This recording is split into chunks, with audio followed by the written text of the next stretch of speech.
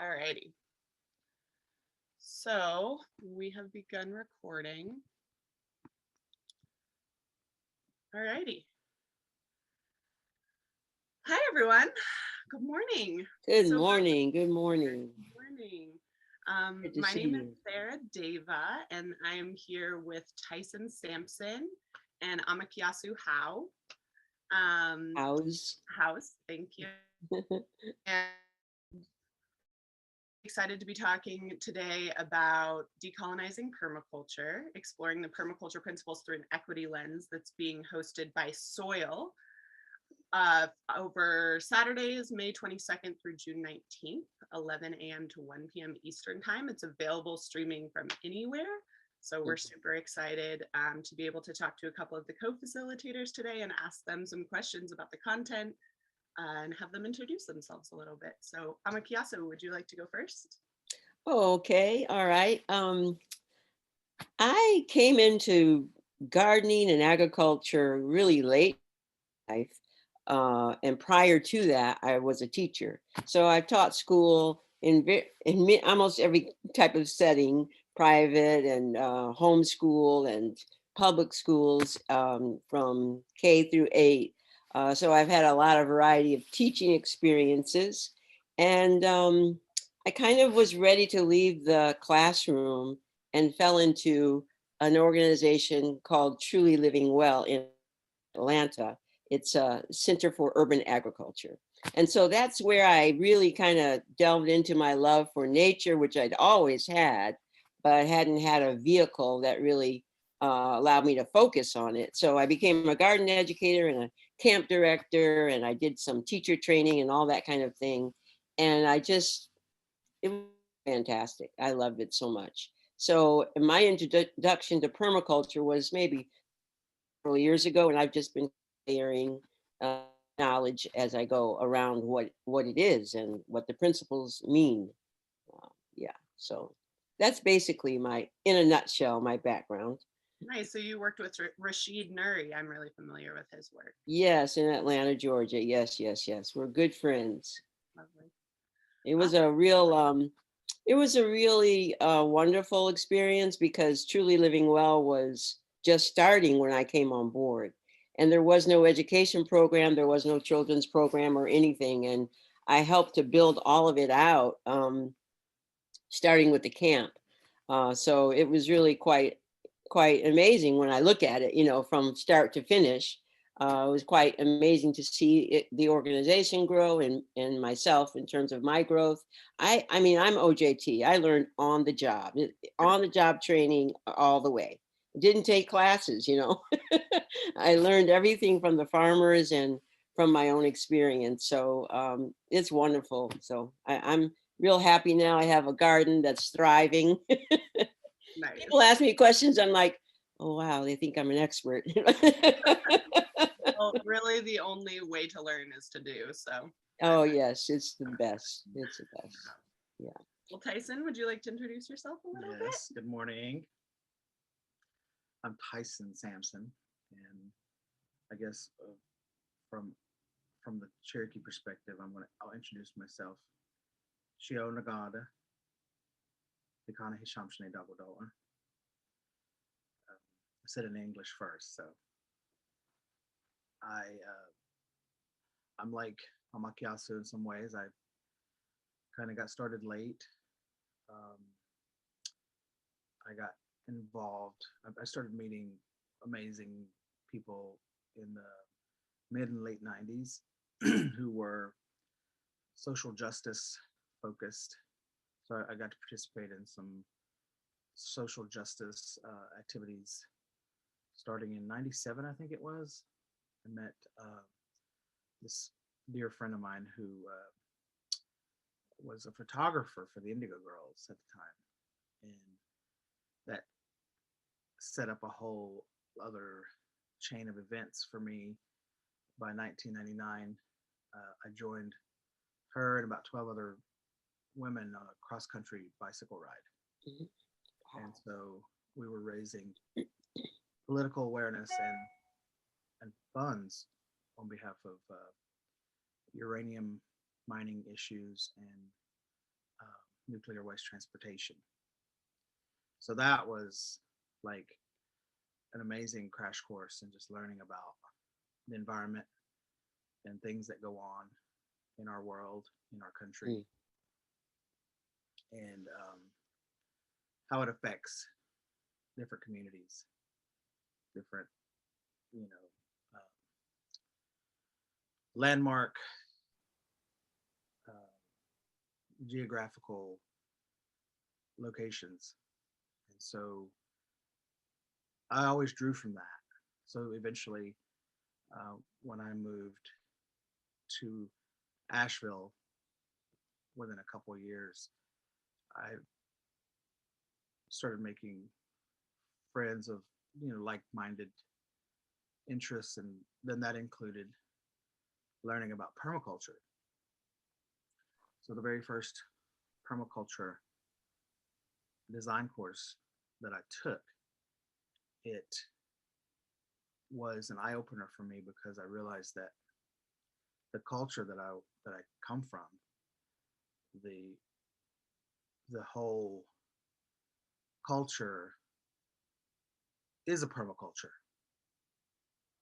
And Mhm. interestingly enough, I shared that in a more intimate circle during that course, and what I experienced uh, was kind of a letdown because as I began to express, oh, I'm from a permaculture. My culture here in Cherokee has a language, we have a land base, and there are, for me, limitless stories that help to create a culture. And so, much to the chagrin of the facilitators at the time, that's where my heart continued to take me, was more of a return and an emphasis on my culture. My I say it was my grandma's culture, because she, I mean, my mother provided for us and everything, but my grandmother shared with me a lot of the cultural values just by being herself. And so that's kind of what I am hoping to bring to the table, because anything that I share from a cultural perspective has the intent of allowing it to be documented and available to the future of the young people in my family, especially the ones who never got to know my grandmother and also her mother, my great grandmother. And so they are my permaculture. Mhm. And so when we get into this, I kind of, open up a little bit more of that insight. So let's get into it. All right, let's get into it. So the first question that we have, and I'll start with Tyson this time, is what does decolonizing mean to you? Well, that is a very personal question Mhm. I know that's right. because it has very personal answers for me, I and, say. and somewhat, implications, because it means that for me, we have to go back and we have to acknowledge the historical aspects of what has happened to us as people of culture, POC, um, Black and Indigenous uh, people of culture, and it, for me, has become a more of a journey of decolonizing not just this one little field of interest or even a genre as it has appeared to me oftentimes for the past 20 years. Um, you know, anybody can learn a trade and a skill. Anyone stands to have the opportunity to learn about, you know, building and building different gardening um, designs, and also learn about horticulture and botany and all this kind of stuff, and herbalism, which to me is the initial, you know, construct of permaculture as we have known it, or as it has been presented to me. But not everybody necessarily knows sort of the historical situations that affect the modern genre, which has a very dominant American modern culture.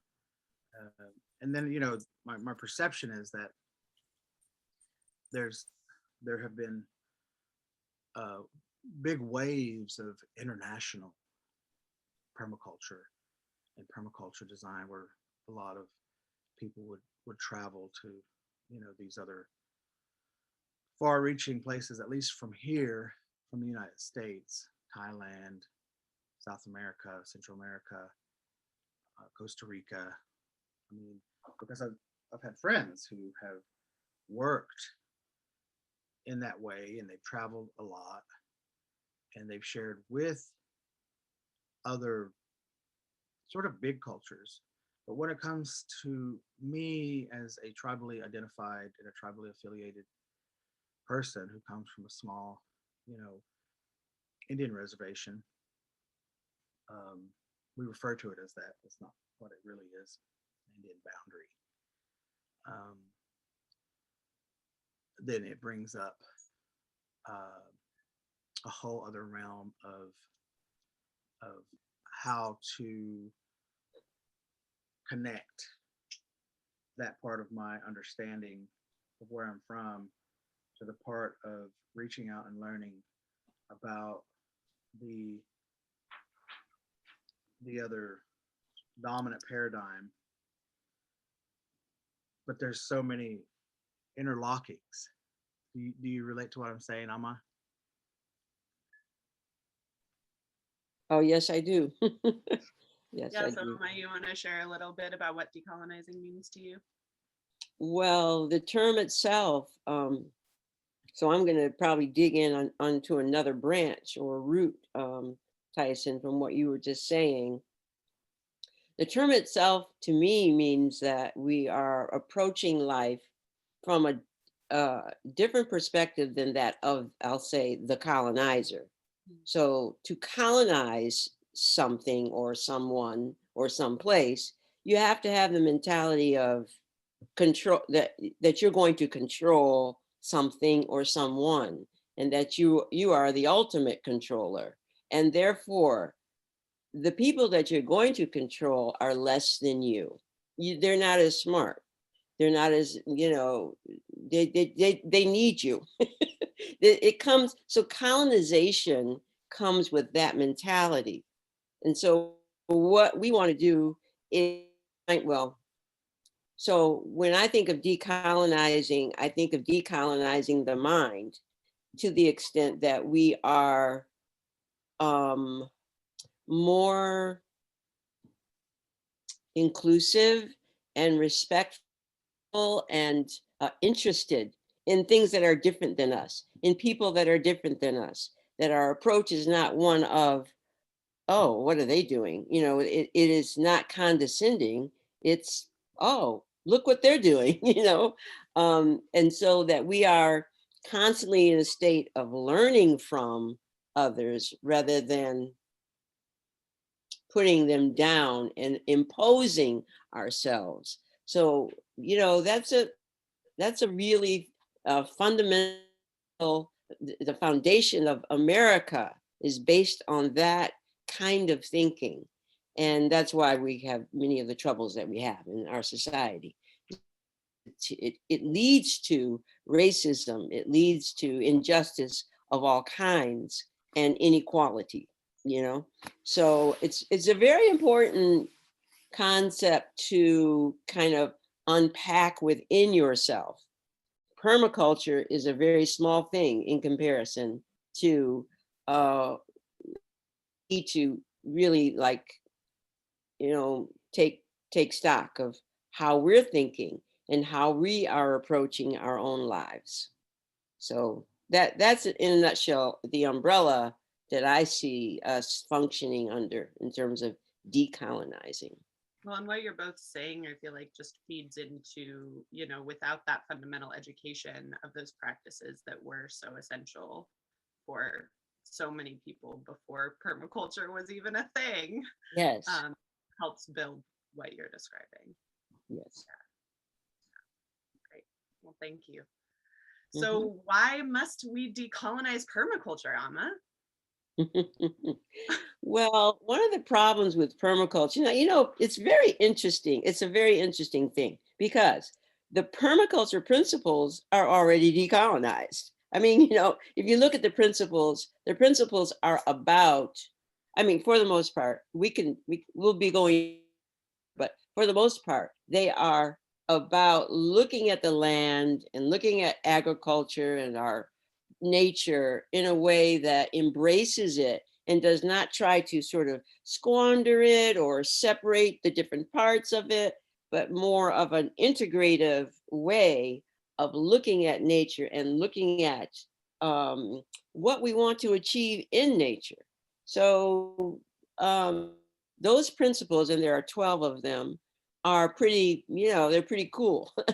There's some things that we can deepen on and talk about, but for the most part, they're pretty cool because they come from a holistic way of approaching life, which is the indigenous way of approaching life. I mean, before industrialization in the modern world, and when people functioned in smaller family groups and smaller cultural groups, you know, things were just, nature was so important, you know, there was no way not to revere nature, you know, it's just a part of, you know that you are living from the land, and the land is your survival, you know, and so how you interact with it, how you pray to it and sing and celebrate, all those things are a very important part of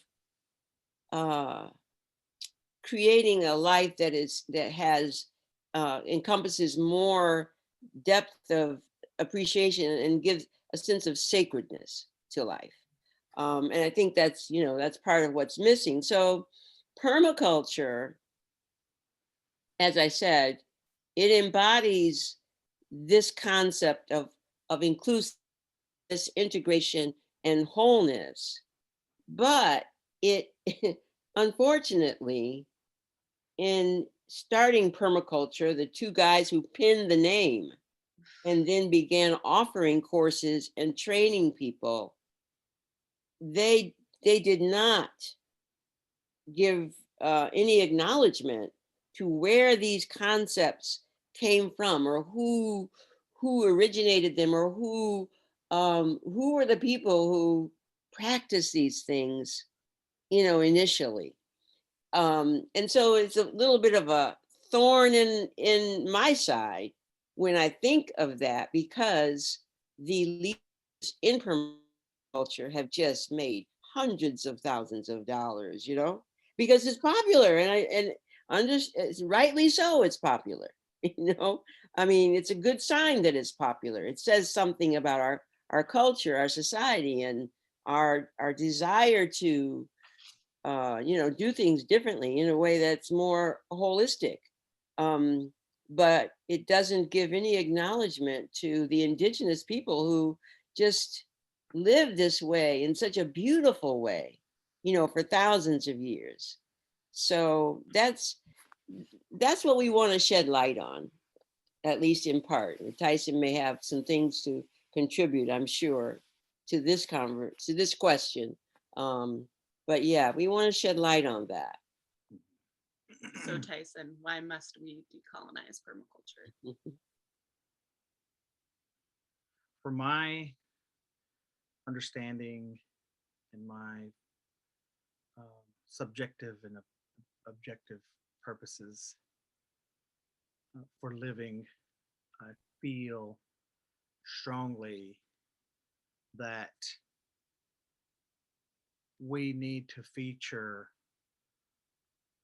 our original cultures in language and song and prayer, because at least from this culture here where we live, we live in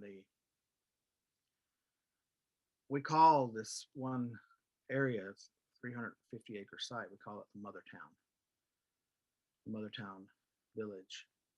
But really, it represents where we were living for centuries before that place as a village or even a small town or a city in its time and in its centuries of thriving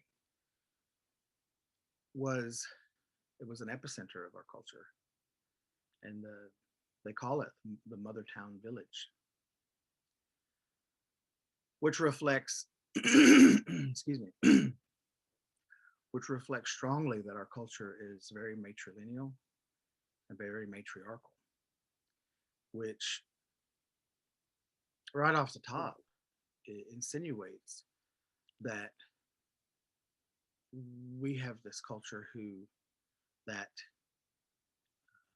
identified female humans, mothers, women, as it's where we get our clans. It's where we get an identity. Mm. And the fact that my mother is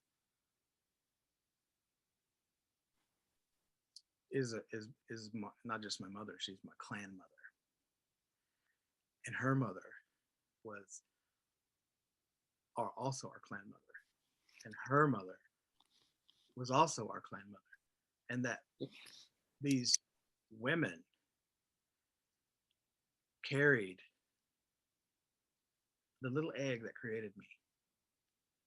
And if you think about it from a mitochondrial DNA scientific perspective, you can't argue with that.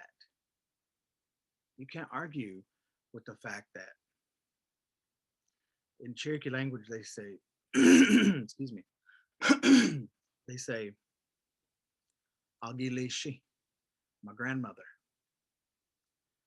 And it tells the story, like a lot of the words in the Cherokee language do. It tells the story. The word for honeybee is very similar. It's sort of, it almost sounds similar. Wadulishi. Wadulishi, they say means, well, it means the honeybee, but they say it tells a story also. It tells the story of how the honeybee carries the pollen. And so the word for my grandmother means she carried me, or she carries me, or she carried me on her back. And to this day, engaging in this conversation, I wouldn't be able to even be here, first of all, or exist, and let alone be in this frame of conscious conversation, whatever, however you can look at it, if it wasn't for my grandmother. Like, she's still giving. And she's just a metaphor for the whole entire circle of life as I can perceive it and understand it. And so that is a stark contrast to this society that we're living in, which is dominated by male patriarchal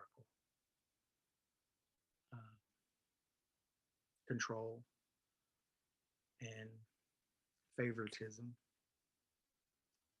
and a whole litany of other uh, insights around that. And so for me, we must decolonize permaculture because we've got to decolonize this. I don't want to say it all like, be all too rogue necessarily. But Be rogue. well, yeah. I mean, I'm all right with that. and we can be rogue, and we are rogue. Not just me. Like, I'm just me. I'm just one person. I'm just one poor little old person. But the reality is that when you get to know the rest of our people, like the rest of my family, the rest of people in the community here, we have, have like 10 communities altogether. And once you get to talking to other Indians, other Cherokee Indians, it becomes more clear that we have this shared and lived experience with many layers of grief and trauma that stem from a lot of laws, federal policies that literally kept us from oftentimes farming. If you think about it, if what little bit you might know about the Trail of Tears or the forced removal, because that's what we call it. When my whole life growing up, when you hear Indians talk about that Indian Removal Act from 1835, the Cherokee people, they don't around here, these are real Cherokees. They say they don't talk about the Trail of Tears. They say the removal, and they say it in Cherokee. And when people spoke more Cherokee, more frequently, more commonly, they called it the removal. Mm. And that is a very common term in our lexicon. It's a common reference, and it's an important, and there's other modern Cherokees who are just, they don't, it's too painful. It's too painful. So they say, oh, let's forget about that. That was in the past. Yeah. Well, there's this term where we have translated, Charles gave us this excellent translation for the term, decolonizing permaculture. So there's no literal translation into this indigenous, earth-based, nature function language that we have. So the term is Iganyi kana whiskey. Iganyi kana whiskey nashki kana wistokti ayun daneti. And that means Iganyi is in the front, or the first, or the initial. Kana whiskey is the planter, the first planter. And his or her lore, but so we say her because life couldn't exist without a her. So these are the things that we will get into more, but hopefully this will give you an idea of why we must decolonize permaculture. There's a lot that we can decolonize, but going back, and so this term iganyi, when you say the first planter, that means in the front, right? Like in English, we understand like that means like up front. So when we say the past and we go, oh, that's back there, I think it's backwards. What we're really saying is that was the front, and where we're headed is just further down the line. That back there is the front. It doesn't mean that it's on, that it's gone, that it's over with. It just means that was the starting point. Absolutely. So what do you feel, based on your experience, is the most important or fundamental permaculture principle? And I use quotes for a reason. And how do you apply it to your own life? I think it goes back to what Amikiyasu said earlier about, you know, the good thing about permaculture as it is that it with that initial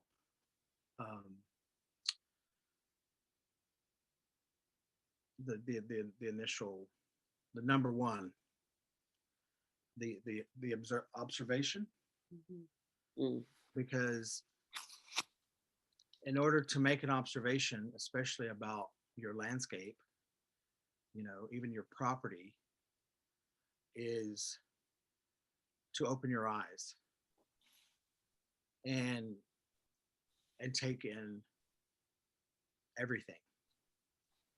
Take in the flowers and the birds, and then you break it down, or you can start to look at it more specifically into what are the species. It's just like us as humans. If we're not able to see each other, then we can't really know who's there. We can't really know what we're working with or who we're working with. And I like to say who, especially when it comes to living systems, especially when it comes to wildlife and nature, because then you can really assess what's really going on in your ecology, in your environment. And I think that that's another reason why it's important to feature our original cultures.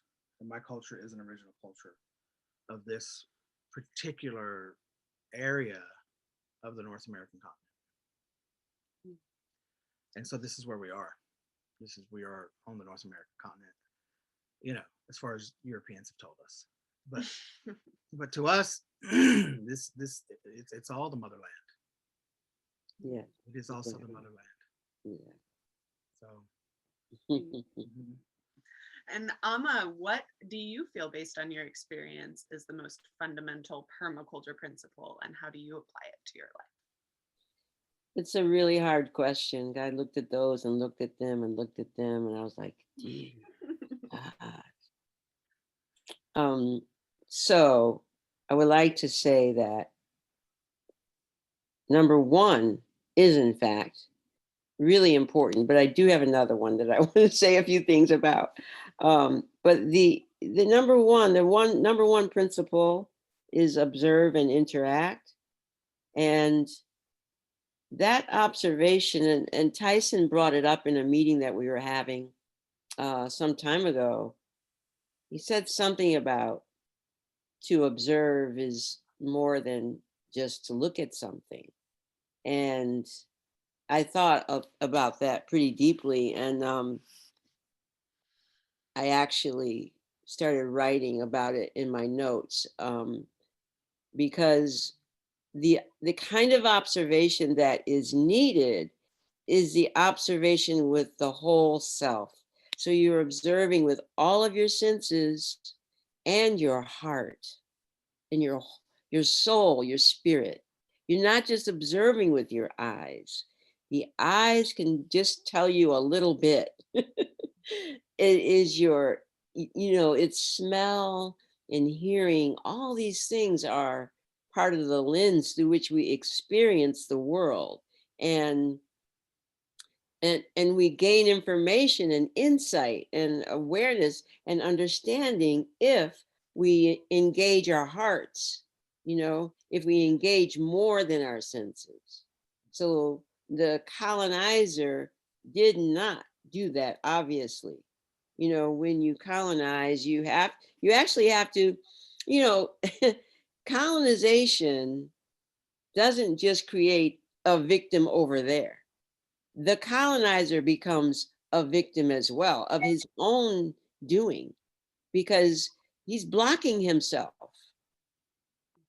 There's a wall that's being erected that's disallowing the fruition of the self, the growth, the beauty of the self. You have to, in order to hate someone, it's just like, wow, that hatred is internal. It's internalized. And so, see, I'm all on a different thing. Well, it's not different, but so observing is far more than using the eyes to see something. And I think that is just such a wonderful realization. I have a garden, and I've learned so much from having my own garden. I worked at Truly Living Well for 8 years, but having my own garden and going out there on a daily basis, particularly in the summer when everything is like, popping. I mean, I'm seeing things, I'm like, whoa, look at that. And my heart just melts.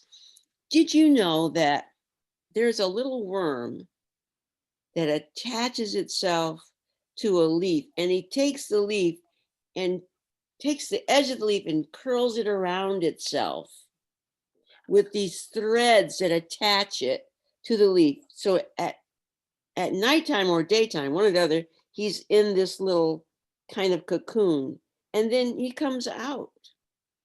I mean, it's like, gee whiz. Because I was looking at my plants, I was like, something, these leaves, what is it? Where is it? I couldn't find it because I started getting to the habit of looking for the culprit.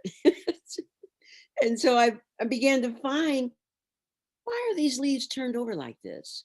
Just on the little edge, And my goodness, it's just been an extraordinary, adventure, really.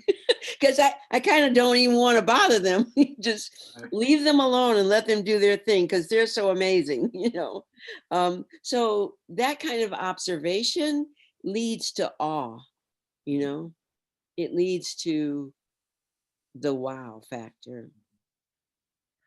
And that's very, very key to loving and respecting life and all living things. Mhm.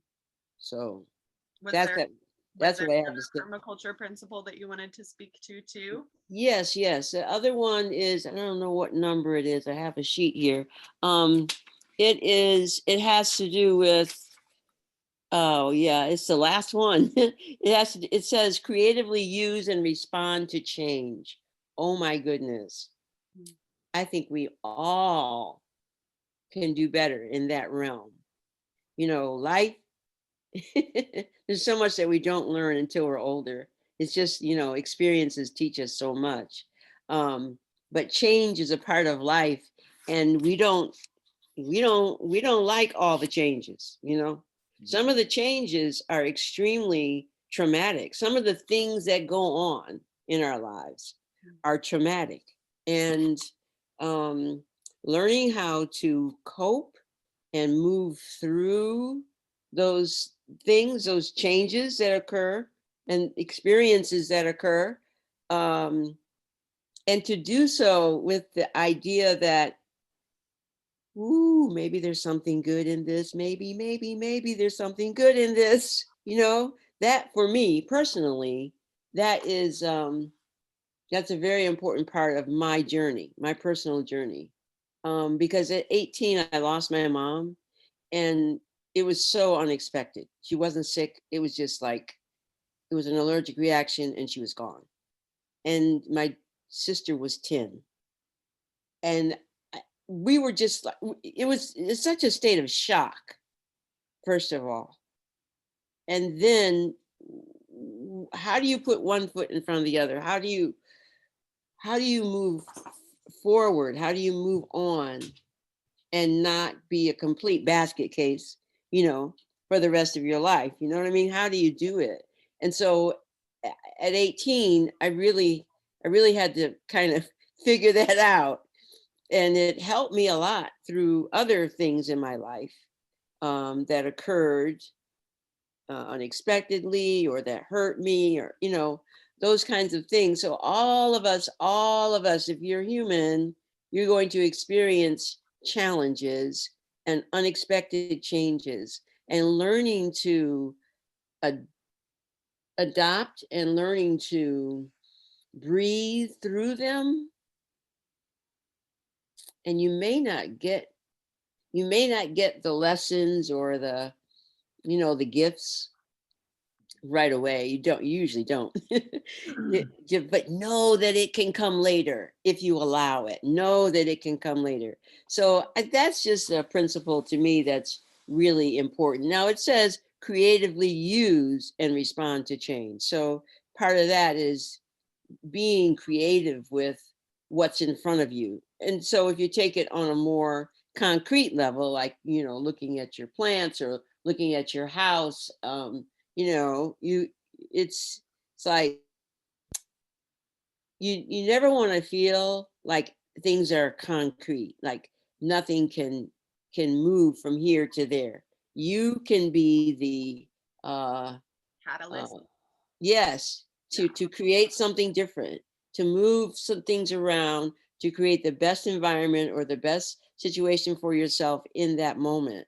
And so that's I just think that's real important, because we live in a society that kind of, puts us in these little corrals, and we follow this path that often seems the path that we're quote unquote supposed to follow, and learning how to get out of the box, learning how to think differently, creatively, is very worthwhile experience. And so yeah, That's that's my my favorite take on one. that. I'm Yeah. super glad you brought that up. That's my favorite one. Yeah. Can I share a little bit more? I love what you said, and it reminds me of the definition of responsibility, Yes. because to me, responsibility is two words: respond and ability. Right. So, so adapting to change can be a wonderful responsibility, Mm, and yeah. creativity is, I think, a good answer. Hmm. And Mm-hmm. so, by you sharing all that, that just kind of like culminated in my mind. Mm-hmm. But it also too, because it also helped me to remember the part of the conversation where I was talking about the removal, the forced removal, the ethnic cleansing that happened here. Um, that wasn't effective, because Mm-hmm. otherwise we wouldn't have continued to remain here, um, in these mountains. The that period of time when the cavalry rounded up everybody, you know, to me, looking at that inspires my creativity and my desire to have wanted to change in my own life, and Mm-hmm. also to want to continue to see uh, a change and more respect, not just for nature, but definitely the people. Our people in our communities, especially communities of culture, Black and Indigenous, um, still need support in um, in this process, of because of the policies of oppression. Um, our people, our families deserve this extended, emanating creativity of the mass consciousness, the mass uh, society, to help undo a lot of this, the health disparities and the depression and the pain. And so I acknowledge that, because, like I said, looking back at that period of time where the lineage in my family, and we don't really think about this, we don't sit around and talk about this you know, hardly ever, if any, that period of time, because for those who didn't get forced removed to Oklahoma, that's the families that stayed here. And one of my cousins says they all agreed back at that time that some would go and then some were forced to go, but they wanted the families here in this location around where I live to remain, to protect the mother town. Mm. And so during that time, about 40 years, we lived without legal protections. We were refugees in our own land where we had lived for thousands of years. So during that time, we couldn't garden. We couldn't grow or gather our own food because we would have been shot on sight. Wow. And so to look at that and have that insight and to be able to share it out loud in this time where we take for granted getting out in our garden. And I know people like you or us, you know, and whoever is interested in this program, we can all sit around here and we can say, oh yeah, that's my precious time. You know, that's my prayer time. That's my meditation time, is getting my hands in the dirt and cultivating food and cultivating whatever botanicals and flowers. And but yet at the same time, there was a period of time when there were some humans who paid the price. And it's our ancestors. And not just my ancestors, but all of our ancestors. Yeah. And I loved, I was into women's literature in college, and I loved to follow Maya Angelou and Alice Walker. Yes. Because in my culture, in my community, there weren't necessarily women speaking out like that in the form of, like, you know, established authors and Pulitzer Prize winners. Yes. But they represented that spirit of the women that I was raised by. And Maya Angelou said, the price has already been paid. And so we don't have to flail and struggle in those ways. Yes. I mean, it's always, to some degree, it will always be a challenge because of the nature of being human. And but at the same time, we get to look upon those moments and those times, and those are some of the things that I will continue to expound upon in this curriculum. Yeah, so there's a lot more, obviously, with both of these amazing human beings, and we're so lucky that they were able to spend their time with us today. Thank you so much for being here. Thank you, Amma. And again, we're talking about decolonizing permaculture, exploring the permaculture principles through an equity lens, that's being offered through the School of Integrated Living and available on Zoom for anyone who wants to join us. Saturdays, May 22nd through June 19th, 11 a.m. to 1 p.m. Eastern time. And I'll see y'all there, hopefully. Bye. Join us. Join us. All right.